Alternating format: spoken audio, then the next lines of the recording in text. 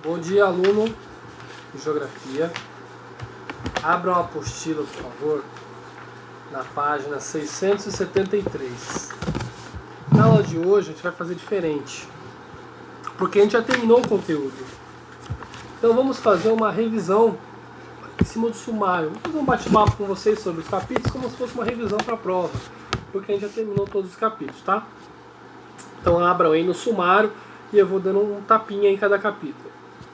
Primeiro capítulo aí, climatologia. A climatologia, ela vai estudar o que? Os fenômenos, né? Os fenômenos climáticos, as diferenças climáticas e o que gera os diferentes climas. Então a primeira noção, tempo é momentâneo e clima é análise durante 30 anos.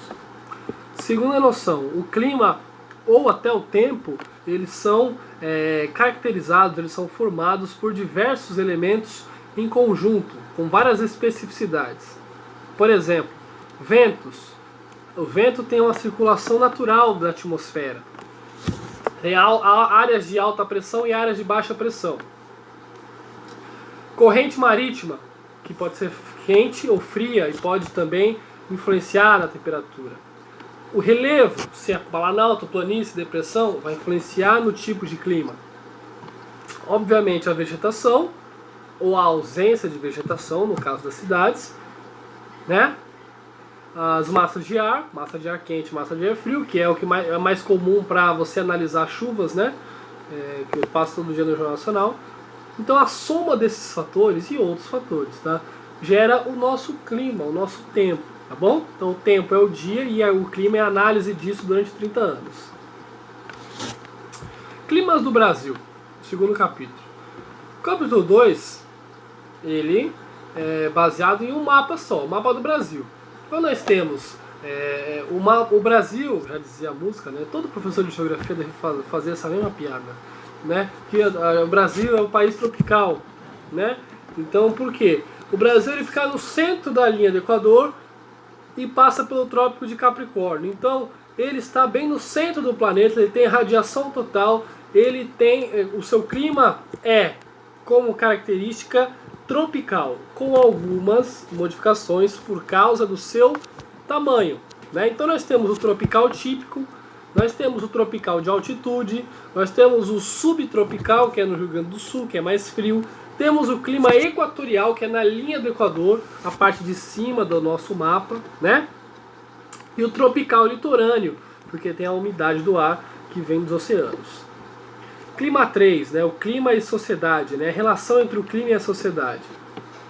Então, não é novidade para ninguém que o ser humano polui o meio ambiente, que o ser humano modifica o meio ambiente e gera vários problemas, como por exemplo a poluição, a ilha de calor, né, a cidade é mais quente e o campo é mais frio.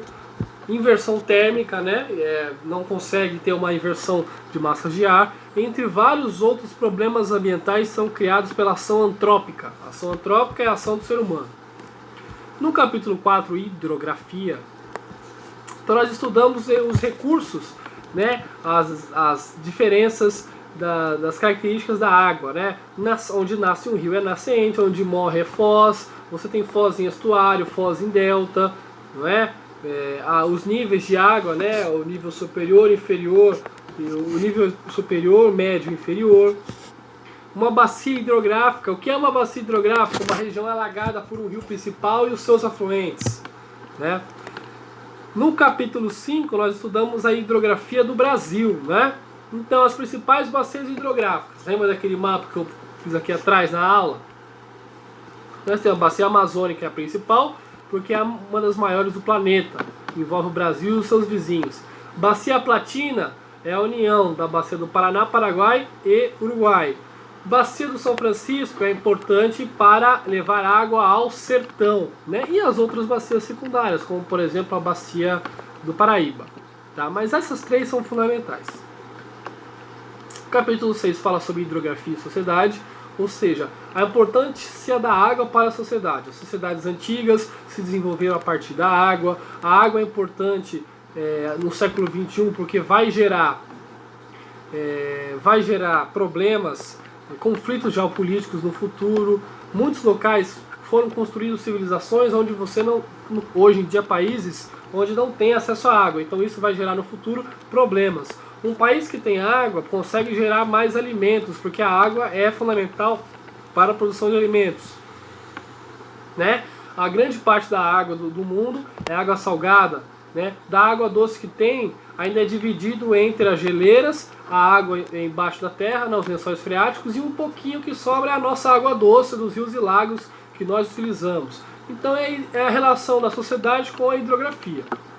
Capítulo 7 fala sobre as paisagens naturais, a nossa regra, linha do Equador quente, biodiversidade, Polo Norte, Polo Sul, frios, sem biodiversidade. Então os principais climas, né, e as principais paisagens estão relacionados. A vegetação é um espelho do clima. Se o clima é quente, a vegetação é diversificada. Se o clima é frio, a vegetação tem menos biodiversidade. Então são reflexos uma da outra, tá? Então é aquele mapinha, clima equatorial, o clima temperado, paisagem, floresta equatorial. O clima temperado tem outras paisagens como os campos, né? Tem a vegetação mediterrânea próxima ao mar Mediterrâneo. Então não tem nem como falar, porque é apenas aquele mapa de paisagens que se encontra, né, na 744. E o último capítulo, paisagens naturais do Brasil. Aí são aquelas paisagens, aquele mapa que nós estudamos. Não tem jeito, geografia não tem como sair do mapa. É mapa, não tem como, né? Então, um capítulo inteiro se define em um mapa. Os dois últimos são dois mapas, né? Então, o último capítulo, paisagens naturais, aquele mapa que fala sobre os biomas. Então, você tem o bioma amazônico, que é o que tem maior biodiversidade do planeta. Você tem o bioma do Pantanal, que fica embaixo ali no Mato Grosso do Sul, no Mato Grosso, que é uma região muito alagada pelas bacias hidrográficas. Você tem o bioma do Cerrado, que pega o centro do Brasil.